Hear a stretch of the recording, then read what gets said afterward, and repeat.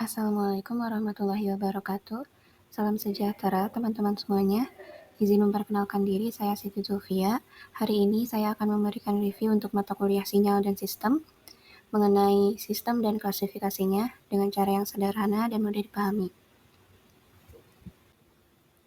Adapun hal yang akan saya bahas di antaranya pengertian sistem dan klasifikasinya yang meliputi linear atau non-linear, time variant atau time invariant, kausal atau non-kausal, dengan memori atau tanpa memori, dan yang terakhir adalah stabil atau tidak stabil. Selanjutnya, kita akan membahas mengenai sistem itu sendiri. Sistem pada dasarnya adalah kumpulan elemen yang saling bekerja sama untuk mencapai tujuan tertentu. Dengan kata lain, pada pembahasan ini, sistem adalah proses yang mengubah atau mentransformasikan sinyal input menjadi sinyal output. Berikut terdapat persamaan sederhana, yaitu persamaan Y sama dengan XT, di mana persamaan tersebut menggambarkan hubungan sederhana dalam suatu sistem di mana Y adalah output dan XT adalah input yang bergantung pada waktu T. Artinya output sistem Y sepenuhnya ditentukan oleh input X pada waktu tertentu T. Supaya kita bisa menganalisis dan merancang sistem dengan lebih baik, kita perlu memahami karakteristiknya. Nah, ada beberapa cara untuk mengklasifikasikan sistem. Selanjutnya adalah sifat dari klasifikasi yang pertama, yaitu sistem linear atau non-linear. Pertama, di sistem linear, sistem ini punya sifat superposisi yang artinya kalau kita gabungkan beberapa input, outputnya juga akan tergabung dengan cara yang sama. Misalnya kalau ada persamaan Y di waktu T selalu 2 kali lipat dari input X di waktu T. Lalu pada sistem non-linear aturannya tidak sesederhana itu karena gabungan dari input tidak menghasilkan gabungan dari output yang sesuai. Misalnya kalau rumusnya Y di waktu T berubah lebih cepat karena input X di waktu T dikuadratkan. Jadi non-linear itu lebih sulit untuk diprediksi. Selanjutnya, klasifikasi yang kedua ada time variant atau time invariant.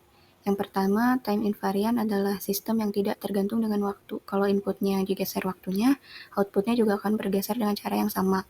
Misal pada rumus atau persamaan berikut, di mana Y di waktu T itu selalu 2 kali input X di waktu T, kapanpun waktunya.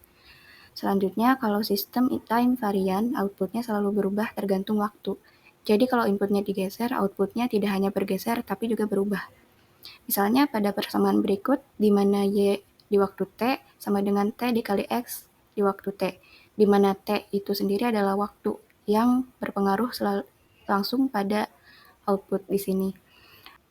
Selanjutnya, klasifikasi sistem yang ketiga yaitu sistem kausal dan non-kausal. Sistem kausal ini adalah sistem yang outputnya hanya bergantung pada input saat ini atau masa lalu. Misal pada persamaan berikut, di mana Y di waktu T bergantung pada input sekarang, X di waktu T, dan input sebelumnya, X di waktu T-1.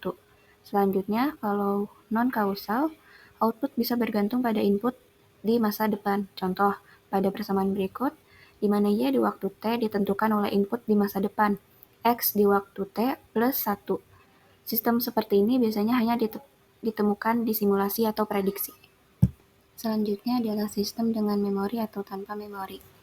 Sistem dengan memori di sini output dipengaruhi oleh input sebelumnya, misalnya rumus pada persamaan berikut di mana Y di waktu T bergantung pada input sekarang, X, T, dan input sebelumnya, X, T-1. Selanjutnya adalah sistem tanpa memori, di mana output hanya bergantung pada input saat itu saja. Misalnya pada persamaan berikut, di mana Y di waktu T hanya bergantung pada input sekarang, X, T, dan tidak ada pengaruh dari masa lalu. Selanjutnya adalah klasifikasi sifat sistem stabil atau tidak stabil. Sistem stabil itu sederhana, jadi kalau inputnya terbatas, outputnya juga terbatas. Contohnya pada persamaan, Y di waktu T selalu setengah dari input X di waktu T, sehingga tetap terkendali. Selanjutnya, pada sistem tidak stabil, input terbatas bisa menghasilkan output yang tidak terbatas. Misal pada persamaan, Y di waktu T akan terus bertambah besar dengan sangat cepat karena ada E kali T atau eksponensial waktu. Demikian penjelasan yang dapat saya sampaikan. Terima kasih. Wassalamualaikum warahmatullahi wabarakatuh.